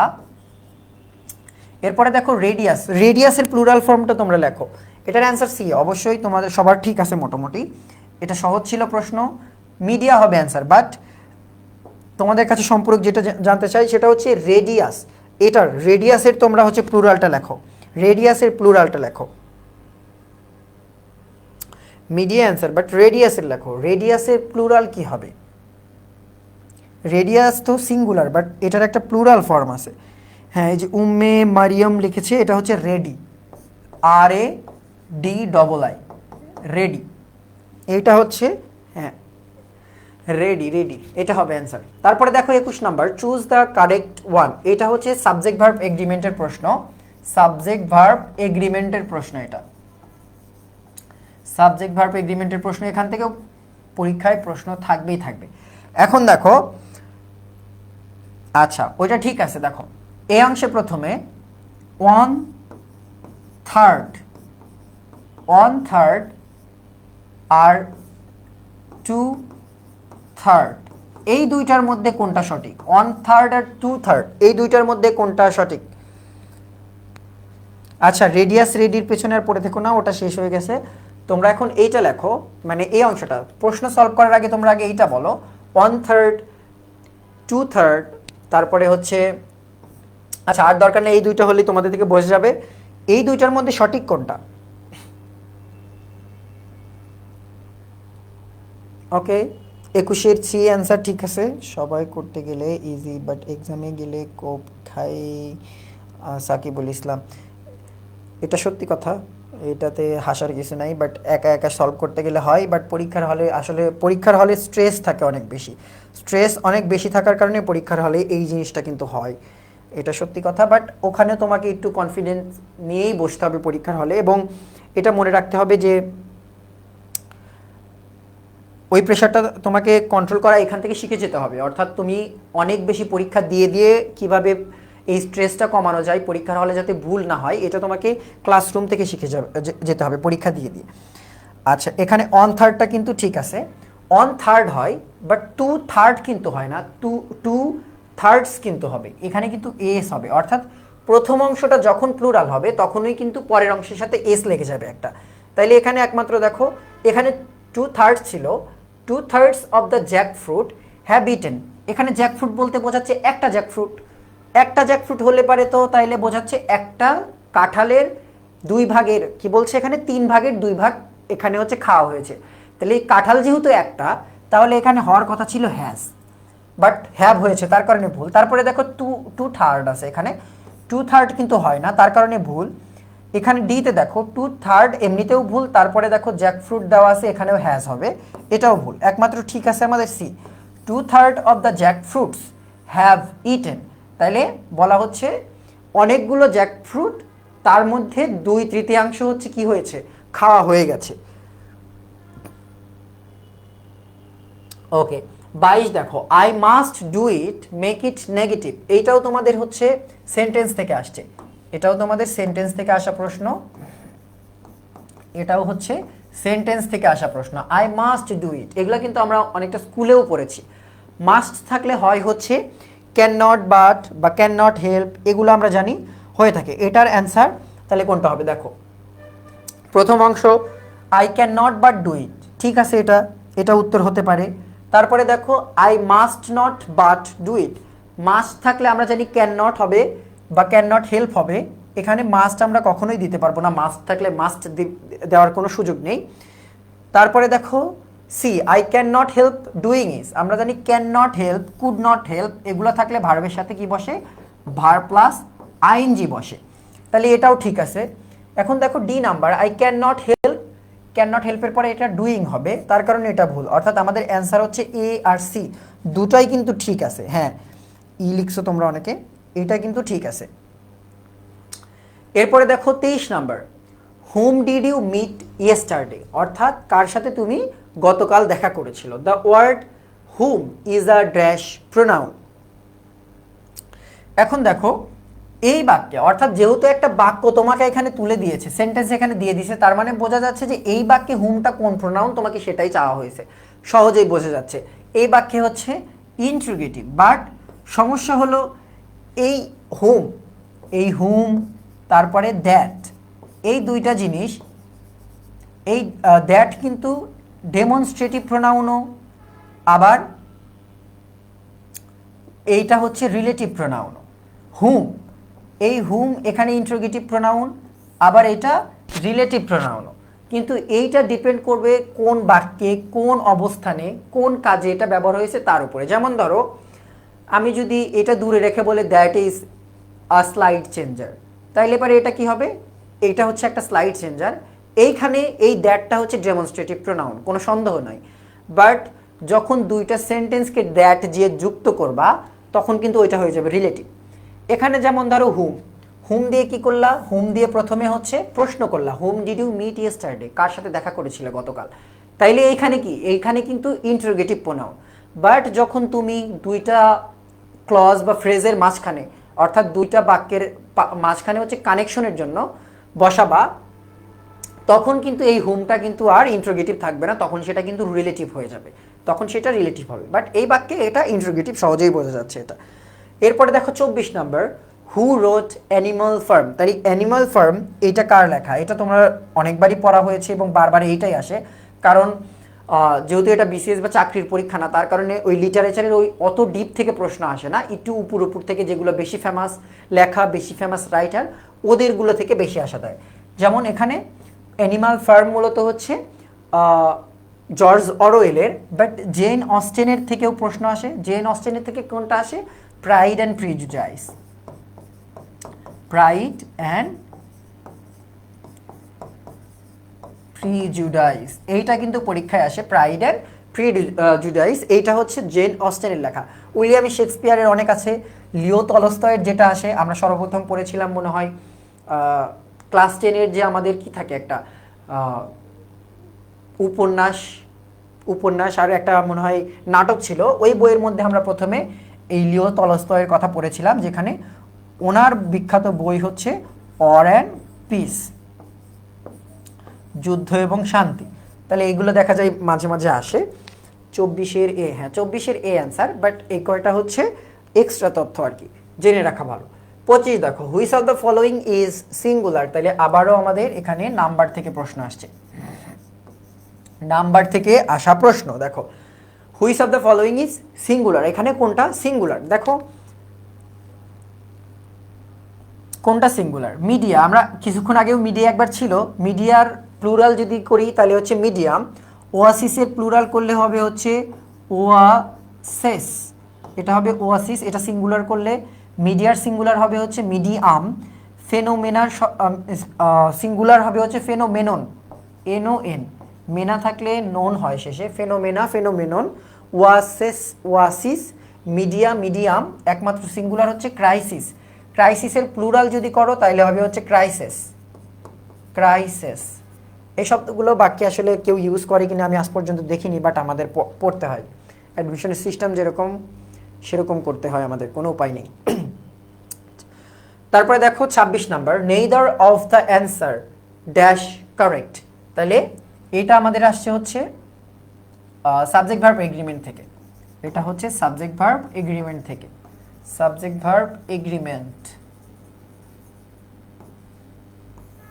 দেখো, neither of the answer dash correct. আমরা জানি নেইদার অফ এর পরে যাই থাকুক না কেন, ওই দিন শেষে নেইদার অফ থাকলে, নেইদার অফ অর্থ কি? যে কোনোটাই না, নেইদার অফ দ্য অ্যান্সার বা অ্যান্সার্স, অর্থাৎ কোনো অ্যান্সারই না। এখন কোনো কিছুই যখন না থাকে তখন কি হয়? তখন অবশ্যই সেটা সিঙ্গুলার হবে, কোনো উপায় নেই। দেখো, তাহলে এখানে সিঙ্গুলার আছে হচ্ছে এ, হ্যাজও সিঙ্গুলার, বাট হ্যাজ এখানে বসাতে পারবা না, তাইলে অর্থ কি হবে? Neither of the answer has correct, অর্থাৎ অ্যান্সারের কোনো সঠিক নাই। অ্যান্সারের সঠিক থাকা যায় না, অ্যান্সার সঠিক অথবা ভুল হয়, অ্যান্সারের সঠিক কিভাবে থাকবে? তাইলে এটা হচ্ছে ইজ হবে, এখানে হ্যাজ বসানো যাবে না। Neither of the answer is correct, কারণ নেইদার অফ এর নিয়ম তোমরা পড়েছো, সেই নিয়ম অনুযায়ী এটা হচ্ছে। 27 দেখো, while they dash the snake I was afraid. তোমরা এই ধরনের রাইট ফর্ম অফ ভার্ব অনেক জায়গায় দেখেছো, রাইট ফর্ম অফ ভার্ব। যেমন বিগত বছরের প্রশ্নে ছিল যে মা যখন রুমে এসেছে আমি তখন ঘুমাচ্ছিলাম, এরকম তোমরা কিন্তু বেশ কয়েকটা বিগত বছরের প্রশ্ন পড়েছো, এটাও সেম। অর্থাৎ হোয়াইল দে এখানে আরও ইজি হয়েছে এই হোয়াইলের কারণে, হোয়াইল হোয়েন এই দুইটাই সাধারণত থাকে। While they dash the snake I was afraid, আমি ভয় পেয়েছিলাম বা ভীত হয়েছিলাম, কখন? যখন তারা সাপ মারছিল, মেরে ফেলেছে তখন না, যখন তারা সাপ মারছিল তখন আমি ভয় পেয়েছিলাম। হোয়াইল দে ওয়ার কিলিং, এটা কমন জিনিস যে আমরা জানি হোয়াইল থাকলে পারে হচ্ছে কন্টিনিউয়াসে চলে যায়, তাহলে while they were killing the snake I was afraid. তারপরে দেখো 28 number, a sonnet is a kind of poem consisting that lines. এটা হচ্ছে লিটারেচারের প্রশ্ন, এটাও হচ্ছে লিটারেচারের প্রশ্ন। তাহলে সনেটের কয়টা লাইন থাকে এটা আমাদের নতুন করে বলার কিচ্ছু নাই, এটা হচ্ছে সনেটে 14, অর্থাৎ সনেটের লাইন থাকে হচ্ছে 14টা। কয়টা ভাগে থাকে? 2টা ভাগে। অষ্টক আর হচ্ছে ষষ্ঠক। ইংলিশে বলে হচ্ছে অক্টেভ আর হচ্ছে সেস্টেট, এরকম কিছু একটা বলে। আচ্ছা 28-এর সি, হ্যাঁ এটা ইজি ছিল। 29 দেখো, which one is correct given below. 27, Tanjum Safa, তুমি এখনো 27-এ পড়ে আছো, তোমার বন্ধুরা সবাই তো 28-এর অ্যান্সার দিচ্ছে। হ্যাঁ হোয়াইল হোয়েন থাকলে পারে পাস্ট ইনডিফিনিট বা পাস্ট কন্টিনিউয়াস হয়, বাট সহজ যেটা বোঝার সেটা হচ্ছে হোয়াইল থাকলে পারে কন্টিনিউয়াস টেন্সে হয়, তো এইটা তো কন্টিনিউয়াসই যাবে। এইটা তোমাকে ধরো যত বেশি নিয়ম মুখস্থ করতে যাবে তত ঝামেলা, ওইটা হচ্ছে সহজের মধ্যে নিয়ে আসার যত চেষ্টা করা যায় তত ভালো। এখানে এরকম করে বুঝতে পারো যখন একটা বাক্যের একটা অংশে অজ আছে, তার কারণে তো কি হবে না, তোমাদের প্রেজেন্ট ফর্মে হবে না। আবার দেখো হোয়াইল আছে, হোয়াইল থাকলে আমরা জানি কন্টিনিউয়াস টেন্স হয়, তার কারণে এখানে কিল্ড আছে, শুধু কিল্ড হবে না, এখানেও কিল্ড আছে। তুমি এই দুইটা জিনিস যদি ধরো তাইলে হোয়াইল বা হোয়েন থাকলে একটা অংশ পাস্ট ইনডিফিনিট, একটা অংশ পাস্ট কন্টিনিউয়াস, এই কথাটাই তোমাকে কষ্ট করে মনে করতে হবে না কিন্তু। আচ্ছা 28 তাহলে গেল। এবার আমরা 29-এ যাব। 29-এর বি বলেছে রাসেল ইসলাম, মিলন কুমার। আচ্ছা তোমাদের দুজনেরই অ্যান্সার ঠিক আছে। Which one is correct given below, এখানে কোনটা সঠিক? You, he and I went there. এটা মনে রাখার সবচেয়ে সঠিক বুদ্ধি কি, সেটা হচ্ছে 3 না, এটা হচ্ছে 231। তোমরা মনে হয় এটা দিয়েই মনে রেখেছো, 231 অর্থাৎ সেকেন্ড পার্সন, তারপরে থার্ড পার্সন অর্থাৎ, আর তারপরে হচ্ছে ফার্স্ট পার্সন, অর্থাৎ তোমার সামনে যে দাঁড়িয়ে আছে সে হচ্ছে সবচেয়ে গুরুত্বপূর্ণ, তারপরে পরোক্ষায় গুরুত্বপূর্ণ, এবং তুমি লেস ইম্পর্টেন্ট, মানে নিজেকে সবচেয়ে মানে কম দানি, কম কম গুরুত্বপূর্ণ হিসেবে দেখানো হয়েছে এখানে। মনে রাখা হচ্ছে 231 দিয়ে মনে রাখলে পারেই হয়ে যাবে। এটা কিন্তু প্রোনাউনের প্রশ্ন, প্রোনাউন থেকে প্রশ্ন আসবে, নাউন এবং প্রোনাউন থেকে প্রশ্ন থাকবেই। প্রোনাউনের আর একটা জায়গা থেকে প্রশ্ন থাকবে, যে হু। হাসান ভাইয়ের একটা ছোট্ট একটা ক্লাস আছে, তোমরা যে হচ্ছে স্কুল অফ এক্সিলেন্স সার্চ দিয়ে পপুলার ভিডিওর ওই অপশন লেটেস্ট থেকে পপুলার করে দিলেই দেখবা হুম, হুজ, এই অংশটা নিয়ে তোমাদের অনেকের কনফিউশন হয়। তো পরীক্ষার আগে একবার ওই 8 মিনিটের মনে হয় একটা ভিডিও, ওই ভিডিওটা একবার দেখে নিতে পারো, তাহলে কনফিউশন দূর হয়ে যাবে। প্রোনাউনের ওই অংশটা থেকে কিন্তু প্রশ্ন আসে। 30 দেখো, which of the following is not an uncountable noun. তাহলে আবারও নাউন থেকে প্রশ্ন বা পার্টস অফ স্পিচ থেকে প্রশ্ন, যে কোনটা আনকাউন্টেবল নাউন নয়, মানে কাউন্টেবল নাউন। আনকাউন্টেবল নাউন নয় মানে হচ্ছে কাউন্টেবল। এখন দেখো সিনারি কিন্তু গোনা যায় না। সিনারি মানে দৃশ্য, দৃশ্য গুনতে পারো, একটা দৃশ্য, দুইটা দৃশ্য, 300 দৃশ্য, এরকম কিন্তু হয় না। তারপরে দেখো কাজ, কাজও গোনা যায় না। নাউন না পড়লে আমরা যে আসলে কত কিছুই জানতাম না, আমি খালি দেখি আর ভাবি যে কাজও গোনা যায় না, অথচ আমরা এতদিন গুনে গুনে বলতাম যে আমার অনেকগুলো, আমার 5টা কাজ আছে, আমি প্রথমে বাড়িতে যাব, এই হোমওয়ার্কটা করবো, এটা আমার একটা কাজ, এরপরে এই একটা কাজ করব, মানে আমরা কিন্তু কাজ কিন্তু গুনতাম আগে, এখনও গুনি, বাট যখন পড়তে আসি তখন বুঝি যে আসলে কাজ নাকি গোনা যায় না। খুবই অদ্ভুত বিষয়। তারপরে দেখো লাগেজ, লাগেজ বাংলাদেশে কিন্তু লাগেজ কিন্তু গোনে, বাংলাদেশে আমরা লাগেজ গুনি। আমরা লাগেজ বলতে কোনটা বুঝি? ওই ট্রলি ব্যাগ, যেটা ট্রলি ব্যাগ চাকা লাগানো থাকে, আমরা ওইটাকে বলি হচ্ছে লাগেজ। বাট লাগেজ কিন্তু ওরকম না, লাগেজ হচ্ছে তোমরা যখন এয়ারপোর্টে যাবা তখন দেখবা মাপে যে কত কেজি হলো, কেজি অনুযায়ী তোমার কিন্তু লাগেজের জন্য তোমাকে টাকা দিতে হবে। লাগেজ বা ব্যাগেজ দুইটাই কিন্তু আনকাউন্টেবল, গণনা করা যায় না। তুমি ট্রলি ব্যাগ গুনতে পারো, একটা ট্রলি ব্যাগ, দুইটা ট্রলি ব্যাগ, বাট লাগেজ গুনতে পারবা না। আমরা আসলে লাগেজ শব্দটাই মানে ট্রলির ক্ষেত্রে ইউজ করি, তার কারণে আমাদের দেশে এরকম হয়ে গেছে। এরপরে দেখো মানি, টাকা তো অবশ্যই গোনা যায়। প্রথমে যখন তোমরা পড়েছো সবাই হয়তো অবাক হয়েছে, মানে অ্যাডমিশনের শুরুর দিকে যে কী অবস্থা, মানি গোনা যায় না, তাহলে এতদিন আমরা এগুলো কি গুনলাম? আসলে মানি গোনা যায় না এই কারণে, কারণ মানি হচ্ছে কমন, মানি হচ্ছে কমন। মানি কমন কেন? এটা হচ্ছে সব দেশের টাকার একটা কমন নাম। যেমন ধরো ডলার, যাও, ডলার কি? মানি অর্থ বিনিময়ের মাধ্যম, মানি অর্থ, মানির বাংলা আমাদের বলতে বললে আমরা বলি টাকা, মানির বাংলা কিন্তু টাকা না, মানির বাংলা হচ্ছে বিনিময়ের মাধ্যম। এটা আমেরিকায় চলে গেলে হয়ে যায় ডলার, বাংলাদেশে চলে আসলে হয় হচ্ছে টাকা, ইন্ডিয়াতে চলে গেলে হয় রুপি। তার কারণে কিন্তু মানি কিন্তু আনকাউন্টেবল, অর্থাৎ মানি তুমি গুনতে পারতেছো না, বাট টাকা কিন্তু গুনতে পারবা তুমি। বাংলাদেশে যে বিডিটি, এই যে বিডিটি, এটা কিন্তু তুমি গুনতে পারবা।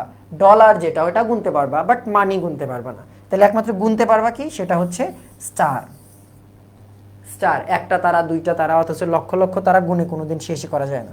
হ্যাঁ এটা হবে হচ্ছে, হ্যাঁ আকাশেতে লক্ষ তারা, এটা হচ্ছে কাউন্টেবল। হ্যাঁ রিড দ্য প্যাসেজ, তাহলে লাস্ট যেটা আমাদের সেটা হচ্ছে কম্প্রিহেনশন। কম্প্রিহেনশনটা থেকে প্রশ্ন থাকবে 4টা অথবা 5টা তোমাদের, এটার সাথে এমসিকিউ থাকবে। স্টার, জব, হ্যাঁ এগুলো কাউন্টেবল, তারপরে হচ্ছে এগুলো হচ্ছে কাউন্টেবল। ওকে, দেখো এখন মূল কথাই কম্প্রিহেনশনের বিষয়টা। কম্প্রিহেনশনটা এখন সিন প্যাসেজ আসবে কিনা আনসিন প্যাসেজ আসবে ওরা বলে দেয়নি, তো এটা কোনটা আসবে বলা যাচ্ছে না। আনসিন যে কোনো জিনিস আসতে পারে, সিনও আসতে পারে। এখন মূল কথা যেটা, যে আমরা আগেও তোমাদের বারবার করে বলেছি প্যাসেজ অনেক বড় হয়, প্যাসেজ দেখে ভয় পাবা না। প্রথমে আমি নিজের একটা স্টোরি বলি আমার অ্যাডমিশনের, তাইলে তোমাদের এই জিনিসটা আর কি প্র্যাকটিক্যাল নলেজ হবে। আমি যখন আমার প্রথম পরীক্ষা, আমার অ্যাডমিশনের একদম প্রথম পরীক্ষা, আমি তখন এর আগে কম্প্রিহেনশন তো আমি সলভই করিনি কোনো দিন, কারণ আমার তখন দরকার পড়েনি, কারণ ঢাকা ইউনিভার্সিটিতে কম্প্রিহেনশন আসবে না। আমি তো পড়েছি ঢাকা ইউনিভার্সিটির জন্য। পরীক্ষা দিতে গেছি বিউপিতে গিয়ে দেখি একদিনে 2টা পরীক্ষা, এফট্রিপলএসে হচ্ছে কম্প্রিহেনশন ছিল। সেই কম্প্রিহেনশন আমি তোমাদের কয়েকটা প্রশ্ন দেখাবো। 34, এই দেখো 35 নাম্বার প্রশ্নটাই দেখো, প্রশ্নটা কত বড়, অপশনগুলো কত বড়, মানে অপশনগুলো দেখেই কিন্তু মনে হয় আরে বাপরে এত বড়, পড়তেই তো আমার অনেক সময় লাগবে। তো আমি এই চিন্তা করে একদম শুরুতে কম্প্রিহেনশন আছে, আমি কম্প্রিহেনশনটা বাদ দিয়ে রেখে সবগুলো অ্যান্সার করে ফেলছি, বাট একদম শেষে এসে কম্প্রিহেনশনটা সলভ করতে যাচ্ছি।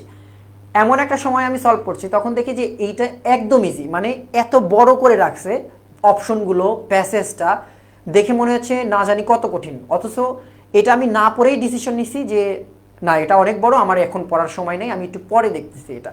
বাট যখন একদম টাইম নেই, 1 মিনিট আছে, ওই সময় আমি প্যাসেজ পড়তে গিয়ে, প্রশ্ন পড়তে গিয়ে দেখি খুবই সোজা, বাট আমি ওটা দাগানোর সময় পাইনি। আমি 3টা প্রশ্ন ওখানে ছেড়ে আসছিলাম, একদম ইজি প্রশ্ন। তো এইটা তোমাদের কাছে অনুরোধ থাকবে যে প্যাসেজ দেখে কিন্তু ভয় পাওয়া যাবে না। প্যাসেজ দেখে ভয় পাওয়ার কোনো দরকার নেই, প্যাসেজ তোমরা সলভ করবা আগে, যদি সময় থাকে চেষ্টা করবা যে প্যাসেজটা আগে সলভ করার, কারণ প্যাসেজ থেকে অটোমেটিকলি 5টা প্রশ্ন থাকলে 2টা অটোমেটিক প্যাসেজ থেকেই থাকে, যেগুলো একদম ইজিলি 2 মার্ক তুমি পেতে পারবা। তো এই কাজটা করবা ভয় পেয়ে, শুধুমাত্র ভয় পেয়ে কিন্তু প্যাসেজ বাদ দেওয়া যাবে না, এই কথাটা মনে রেখো।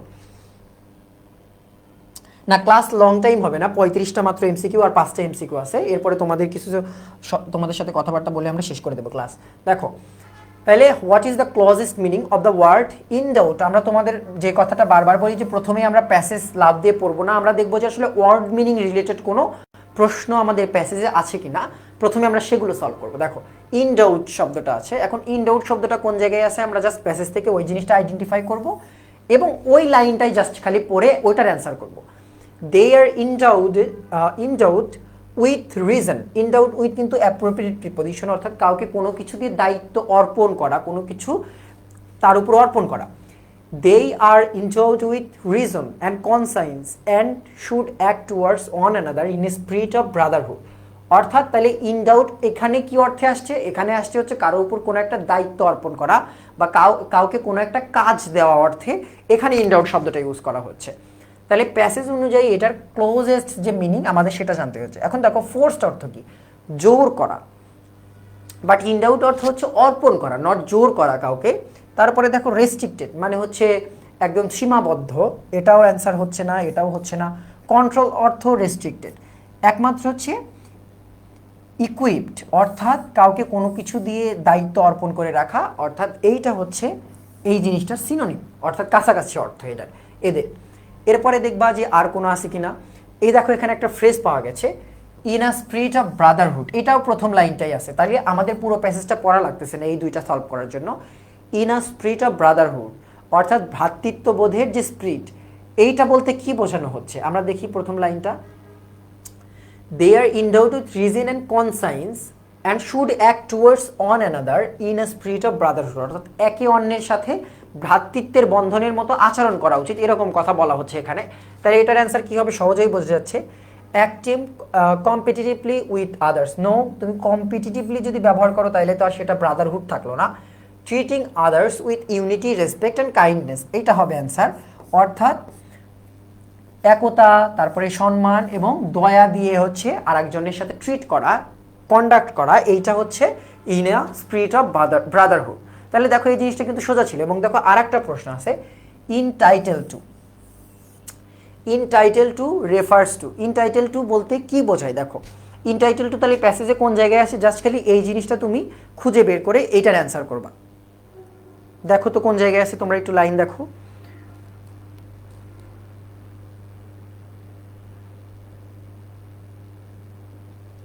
এই দেখো এই জায়গাটাতে আছে হচ্ছে ইনটাইটেল টু, ইনটাইটেল টু। তাহলে এবার লাইনটা আমরা পড়বো, motherhood and childhood are entitled to special care and assistant.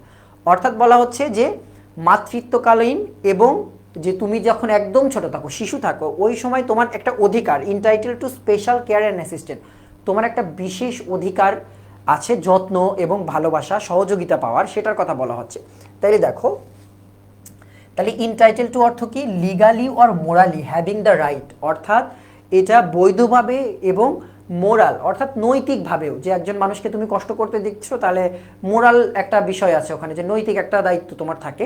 তো এটা একইভাবে ল দিয়েও লিগাল, যেটা যে বৈধ, ওই মাটাকে ওই সময় অ্যাসিস্ট্যান্ট দিতে হবে। যেমন ধরো কোনো একটা মহিলা হয়তো গর্ভবতী অবস্থায় সে হচ্ছে কোথায় গেল, জেলে গেল, অন্য সবার সাথে যেভাবে ট্রিট করা হবে ওর সাথে কিন্তু সেইভাবে ট্রিট করা হয় না, কারণ এটা লিগাল, যে ওই মহিলা মাতৃত্বকালীন ওই মহিলাটার সাথে কেমন আচরণ করতে হবে সেটা কিন্তু অন্যভাবে হতে পারে, সেটা নৈতিক দিক থেকে বা লিগাল দিক থেকে। এটাকে বলা হচ্ছে ইনটাইটেল টু, বলা হচ্ছে এই প্যাসেজ অনুযায়ী। তৃতীয় লাইনেও আছে, আচ্ছা আমি হয়তো খেয়াল করিনি, হ্যাঁ, everyone is entitled to, thank you তোমাকে, এখানেও আছে। তাহলে দুইটা জায়গায় কিন্তু এই ইনটাইটেল টু প্যাসেজে কিন্তু আছে। তাহলে আমরা কিন্তু তিনটা প্রশ্নের উত্তর কিন্তু পুরো প্যাসেজ না পড়েই করে ফেললাম। এরপরে আমরা যাব বড় প্রশ্নটাতে। বড় প্রশ্ন দুইটা থাকে, একটা থাকে হচ্ছে পুরো প্যাসেজের ওভারঅল লেখক কি বোঝাতে চাচ্ছেন, আর একটা হয়তো মিনিং থাকবে। তাহলে দেখি 32, which of the following best reflects the central idea of the passage. প্যাসেজের সেন্ট্রাল আইডিয়া কি, এইটার জন্য তোমাকে কি করতে হবে, তোমাকে জাস্ট এই ভিডিওটা পজ করার দরকার নেই, আমি নিজেই পড়ে দিচ্ছি, তোমাদের একটু সুবিধা হবে, রিডিংটাও একটু তোমরা পড়ার অভ্যাসটা করবা। দেখো, all human beings are born free and equal in dignity and rights, অর্থাৎ প্রত্যেকটা মানুষই সমান মর্যাদা এবং অধিকার নিয়ে জন্মায়, সব মিথ্যা কথা। They are endowed with reason and conscience, reason conscience বিবেক অর্পিত হয় তাদের উপর। Should act towards one another in spirit of brotherhood. Everyone is entitled to the right and freedom set forth in this declaration, মানে আন্তর্জাতিক যে মানবাধিকার যে নীতিগুলো, সেইখানে যে ডিক্লারেশনে যে বলা হচ্ছে তোমাকে কি কি অধিকার তুমি ভোগ করবা, সেগুলো তোমার পাওয়ার অধিকার আছে morally and legally, without distinction, মানে হচ্ছে বৈষম্য, of any kind, such as race, colour, sex, language, religion, political or other opinion, অর্থাৎ তোমার ধর্ম, বর্ণ, জাতি, গোষ্ঠী, তুমি ছেলে, নারী, পুরুষ নাকি, এইসবের কোনো কিছুর উপর ভিত্তি করে তোমাকে এই অধিকার থেকে বঞ্চিত করে রাখা যাবে না। সব মিথ্যা কথা, কারণ তোমরা ফিলিস্তিনের দিকে তাকালেই বুঝতে পারো বিষয়টা। ন্যাশনাল আর social region, property, birth or other status. Other status মানে বুঝতেছো রাজনৈতিক হোক যাই হোক, মানে এগুলো বুঝতেই পারছো যে এগুলো আসলে সোকল্ড ভালো ভালো কথা, বাট দিন শেষে আসলে অ্যাপ্লিকেশন এগুলোর কোনো জায়গায় আমরা দেখতে পাই না। Furthermore, no distinction shall be made on the basis of political, তারপরে হচ্ছে জুরিডিকশনাল অর ইন্টারন্যাশনাল স্ট্যাটাস, অর্থাৎ তুমি একটা রাজনৈতিক ব্যক্তি, এর কারণে তোমাকে স্পেশাল কোনো অধিকার দেওয়া হবে, এটা আসলে এখানে পুরোপুরি নিষেধ করছে। বাট বাংলাদেশে যে পাই, অন্যান্য দেশেও যে পাই, সেটা তোমরাও বোঝো। International status of the country or territory to which a person belongs. Everyone has the right to a standard of living adequate for the health and wellbeing of oneself, অর্থাৎ বলা হচ্ছে সবার কিসের অধিকার আছে, জীবন ধারণের অধিকার আছে।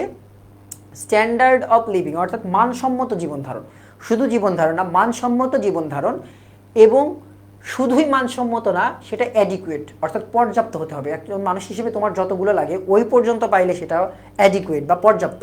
For the health and wellbeing of oneself and one's family including food, clothing, housing and medical care, অর্থাৎ মৌলিক চাহিদা, খাদ্য, বস্ত্র, বাসস্থান, শিক্ষা, চিকিৎসা, এই জিনিসগুলো আর কি। তোমরা অনেকে মৌলিক চাহিদার মৌলিক অধিকারের মধ্যে কিন্তু উলটপালট করে ফেলো। এই খাদ্য, বস্ত্র, বাসস্থান, শিক্ষা, চিকিৎসা, এই পাঁচটা কিন্তু মৌলিক চাহিদা, নট অধিকার। অধিকার হচ্ছে কথা বলার অধিকার, চলাফেরার অধিকার, তারপরে বিয়ে শাদী করার অধিকার, তারপরে সম্পত্তি গ্রহণের অধিকার, এগুলো হচ্ছে মৌলিক অধিকার। তারপরে দেখো মাদারহুড অ্যান্ড চাইল্ডহুড, আচ্ছা এই লাইনটা তো পড়া হলো। All children whether born in or out of wedlock shall enjoy the same social protection। এই জিনিসটা বাংলাদেশি কনটেক্সে যায় না, এটা হচ্ছে বিদেশি কনটেক্সে। ইন অর আউট ওয়েডলক, বাংলাদেশে যদি বিবাহ বহির্ভূত কারো একটা বাচ্চা হয়, তাইলে তো বুঝতেই পারতেছো কি হবে। বাট বিদেশে ওরা হচ্ছে বয়ফ্রেন্ড গার্লফ্রেন্ড কালচার মেনটেন করে, বাংলাদেশে এটা সম্ভব না যেহেতু মুসলিম সংখ্যাগরিষ্ঠ একটা দেশ। তো এখানে হচ্ছে ওরা বয়ফ্রেন্ড গার্লফ্রেন্ড কালচার মেনটেন করে। যেমন ধরো একজন প্লেয়ারও মেবি 3টা বাচ্চার পরে কিছুদিন আগে বিয়ে করছে, ওই রোনালদো মেবি। তো এইটা হচ্ছে ওদের দেশের কালচার, যে ওরা বিয়ে না করেও বাচ্চা কাচ্চা নিতে পারে, একসাথে থাকতে পারে। সেই জন্য বলা হচ্ছে born in or born out of wedlock. Wedlock মানে বিবাহ, অর্থাৎ বিবাহ করে যদি কেউ বাচ্চা নেয় সেই বাচ্চাও যে অধিকার পাবে, বিবাহ বহির্ভূত যে বাচ্চাগুলো তারাও সেম অধিকার পাবে, এখানে সেটাই বলা হচ্ছে, আর কিচ্ছু না। তাহলে এটা ছিল হচ্ছে প্যাসেজ। তাহলে প্যাসেজের মূল কথা হচ্ছে মৌলিক মানবাধিকার নিয়ে কথা বলছে, সুন্দর সুন্দর। তাইলে দেখো মূল কথা, তাইলে প্যাসেজের মূল মিনিং আসতেছে এই লাইনটাতে। এখানে আরেকটা জিনিস খেয়াল করবা, পরীক্ষায় দেখবা যে অপশন যেইটা সবচেয়ে বেশি দেখবা এত বড়, যে 2টা লাইন হয়ে গেছে আরগুলো ছোট ছোট, দেখবা ওইটাই অ্যান্সার হয়। এটা কিন্তু কমন, বাট তাও তোমাকে একবার পড়তে হবে। বাট এখন পর্যন্ত যতগুলো প্রশ্ন দেখা যায় সবগুলো এরকম, অর্থাৎ কমন বিষয়, বাট সেফটির জন্য 1 মার্ক কিন্তু অনেক দামি, তার কারণে পড়তে হবে। All human deserve equal right and basic living standard without discrimination. এটা হচ্ছে পুরা প্যাসেজের মূল কথা। আচ্ছা, এবার দেখো 35, which of the following can be logically inferred from the passage. অর্থাৎ যুক্তি দিয়ে প্যাসেজ থেকে আসলে এই নিচের কোনটা আর কি সঠিক আমরা বুঝতে পারি। দেখো, social status determines access to basic human rights. এটা মিথ্যা কথা, কারণ সোশ্যাল স্ট্যাটাসের দরকার পড়ে না, তুমি মানুষ হইলে পারে ওই জিনিসগুলো তোমার পাওয়ার অধিকার আছে। তারপরে দেখো, right may vary depending on nationality. অর্থাৎ জাতীয়তা, অর্থাৎ তুমি কি জাপানিজ, চাইনিজ, বাংলাদেশি না কিনা, এটার উপর ডিপেন্ড করে তোমার অধিকার ভিন্ন হয়, এটাও কিন্তু মিথ্যা কথা। এরপরে দেখো, only citizens of developed countries enjoy full rights. এটাও মিথ্যা কথা, কাইন্ডলি কিছুটা সত্যি, স্লাইডলি বিশ্বাস করো আর না করো, বাট এটা সত্যি। সি দেখো, ইকুয়ালিটি প্যাসেজ অনুযায়ী হচ্ছে এই লাইনটা সত্যি, equality must be ensured regardless of birth and background. অর্থাৎ সব কিছু বাদ দিয়ে তোমাকে বিবেচনা করতে হবে, মোটামুটি ঠিক আছে। আচ্ছা, এই ছিল তোমাদের 35টা প্রশ্ন এবং কিছু সাজেশন যেগুলো তোমাদের পড়তে হবে। এখন যে কয়টা তোমরা রিভিশন দিতে পারবে এটা তো বলা যাচ্ছে না, বুক অ্যাপস তো পড়তে হবে, স্পেলিং পড়তে হবে, বাট যে জিনিসগুলো মিস করবে না সেটা হচ্ছে রাইট ফর্ম অফ ভার্বটা মিস করো না। তারপর হচ্ছে পার্টস অফ স্পিচ, এটা মিস করা যাবে না। সাবজেক্ট ভার্ব এগ্রিমেন্টটা ভালো করে পড়তে হবে। তারপরে আরও কি বলা যায়, অ্যাফার্মেটিভ নেগেটিভ এগ্রিমেন্টটা একবার দেখো, এবং কমন যে জিনিসগুলো বারবার আসে ভয়েসটা একবার করে দেখো, এই জিনিসগুলোই। আচ্ছা, জেরিন খান লিখেছে যেটা কোশ্চেন বড় সেটাই লিখে দেয়, হোক আর না হোক, বাট এটা হয় বেশিরভাগ ক্ষেত্রে। বাট এটা কিন্তু অ্যাডমিশন এবং খুবই সেফটি সহকারে, কারণ শেষ পরীক্ষা, এরপরে আর পরীক্ষা তেমন একটা নাই, তো এইটা কিন্তু সেফটি সহকারে দাগাতে হবে। এবং এই এমসিকিউ এর মাধ্যমে তোমাদের ক্লাসটা শেষ হচ্ছে। তোমাদের কোনো প্রশ্ন আছে কিনা, তোমাদের জন্য স্পেসিফিক কোনো প্রশ্ন থাকে আমার কাছে তুমি বলতে পারো, স্পেসিফিক কোনো প্রশ্ন থাকলে সেটা বলতে পারো। ওকে, আর যে যে টপিকগুলো আসলো বা বিগত বছরে তোমরা হয়তো আমাদের স্কুল অফ এক্সিলেন্সের একদম শুরুর দিকে যারা ক্লাস করেছো এখনও ক্লাস পাবা, সেখানে যে প্রথম দিকে যে গুচ্ছের যে প্রশ্নগুলো সলভ করানো হয়েছিল, কোন কোন টপিক ছিল, একটা মাত্র ক্লাসে কিন্তু সবগুলো টপিক অ্যাড করা সম্ভব না, সব রিভিশন দেওয়া সম্ভব না। তো তোমরা একটু চেষ্টা করবা যে ওগুলো আর একবার একটু দেখার, টপিকগুলো আর একবার একটু রিভিশন দেওয়ার যায় কিনা আর কি, কারণ সময় তো খুব একটা নেই, মাঝে একটা দিন আর একটা রাত আছে শুধু। হ্যাঁ, অনার্ড সাবস্টিটিউশন থেকে প্রশ্ন একটু কম আসে যদিও, বাট ওটা দেখতে পারো, খুব একটা বেশি দেখিনি। ওকে, কোনো প্রশ্ন, any question regarding GST admission test, যে কোনো ধরনের প্রশ্ন, ইংলিশ বাদেও করতে পারো, কোনো সাজেশন, তোমাদের কোনো প্রশ্ন না থাকলে তাইলে আমি ক্লাসটা শেষ করে দেবো।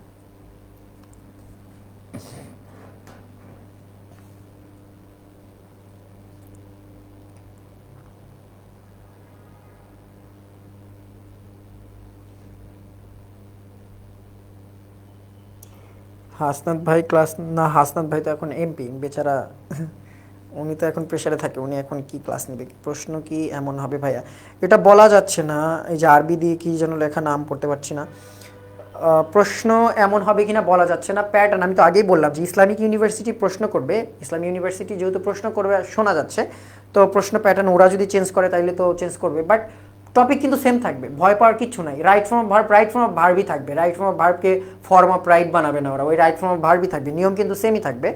বাট হয়তো বা যদি অল্প খুব বেশি একটা ডিফারেন্স হবে না। বাট এই যে খুলনা ইউনিভার্সিটি কিন্তু প্যাটার্ন পুরো উল্টা করে দিয়েছিল, কেউ জানতো না এরকম প্রশ্ন হবে। এর আগের বার পুরো ইংলিশ প্রশ্নের 20টার মধ্যে 10-12টা একদম হুবহু বই থেকে, নট জাস্ট খুঁজে খুঁজে বের করা লাগবে, একদম দেয়া আছে।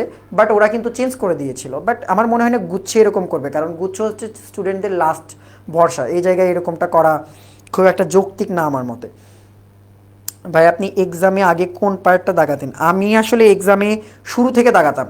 আমার এক্সামে দাগানোর সিস্টেমটা ছিল এরকম যে আমি 100% শিওর না হলে দাগাইতাম না। অর্থাৎ 60টা কোশ্চেন আসে, আমি শুরু থেকেই দাগানো শুরু করব। 100% আমি কয়টা দাগাতে পারি, 99.99% শিওর। বাট ওই যে 0.01% যে আমার কি আছে, সন্দেহ আছে, এই সন্দেহ থাকলেও আমি ওটা দাগাতাম না। আমার প্রথমে দরকার ওই 60টার মধ্যে আমি কতগুলো 100% দাগাতে পারি, ওই কয়টাই দাগাবো, দেখবো আমার কতগুলো হয়। এরপরে আমি দুইটা অপশন যেগুলো থাকে, দুইটা অপশনের মধ্যে কনফিউশন থাকলে সেটা দাগাই, এবং 3টা এবং 4টার ক্ষেত্রে আমি খুবই ভেবেচিন্তে হয়তো বা দাগাই না, এরকম করে রেখে আসছি আর কি। কারণ 2টা পর্যন্ত কনফিউশনে দাগানো যায়, তার বেশি গেলে ভুল হওয়ার সম্ভাবনাটা বেশি থাকে।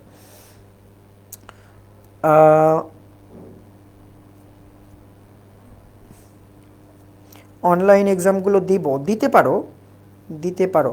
আচ্ছা পিডিএফের বিষয়টা তোমরা একটু পেজে নক দিবা, পিডিএফটা আসলে আমার হাতে নাই, ওটা হচ্ছে আমি এখান থেকে সেন্ড করে দেব অফিসের যেটাতে আছে। কাটমার্ক কত হবে এটা কোশ্চেনের উপরে ডিপেন্ড করে, আগে বলা যাচ্ছে না। বাট জিএসটিতে অন্যান্য ভার্সিটি থেকে অনেক কমে মোটামুটি চান্স হয়ে যাবে, কারণ অনেকগুলো বিশ্ববিদ্যালয় আছে, এটা বলা যাচ্ছে না। ওকে, আর কোনো প্রশ্ন থাকলে বলতে পারো, এনি সাজেশন?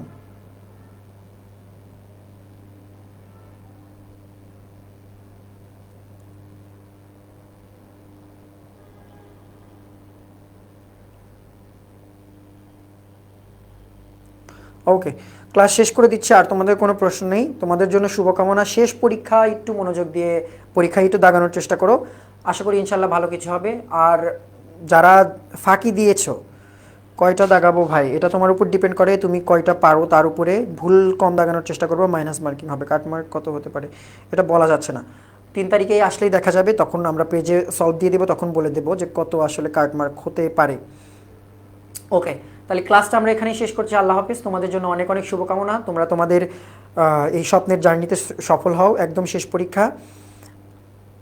ওকে, ভোকাবুলারি প্রবলেম, এই শেষ মুহূর্তে এসে ভোকাবুলারি প্রবলেম এক রাতের মধ্যে কি করবা? জাস্ট জিএসটির বিগত বছরের প্রশ্নগুলো একটু পড়ো, আর কিচ্ছু করার নেই। ওকে, আল্লাহ হাফিজ তোমাদের।